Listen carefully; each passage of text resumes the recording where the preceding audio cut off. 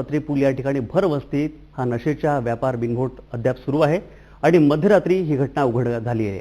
डोंबिवलीमधील काही तरुण सामाजिक कार्यकर्त्यांना कल्याण पत्रीपुलाजवळ नशेच्या पदार्थांची खुल्या विक्री करत असल्याची माहिती मिळाली।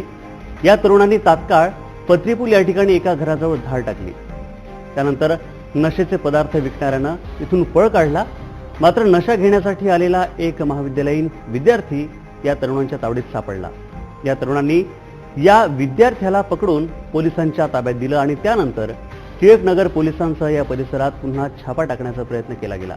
मात्र नशेचा व्यापार करणाऱ्या घराला कुलूप लावून पसार झाले होते। या प्रकरणी पोलिसांनी तक्रार दाखल केली असून पोलीस त्याचा आता शोध घेत आहेत।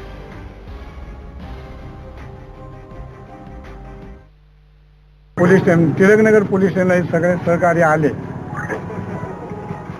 आणि त्यांच्यासोबत आम्ही येऊन त्या ठिकाणी बघितलं असतं। तिथे त्यांच्या खोलीला टाळा लावलेला होता। त्यांनीच पहिलं बघितलं, त्यांनाच टाळा दिसला। त्यांनी म्हणा ही रूम आहे, ही माणसं आहेत, पण माणसं तिथे काय कोणी मिळून आलेली नाही। उद्या कारवाई करणार का तुम्ही? आता ते त्यांनी स्वतः साहेबांशी बोलून फोनवरती त्यांना काय सांगितलं ते आता त्यांनाच माहिती।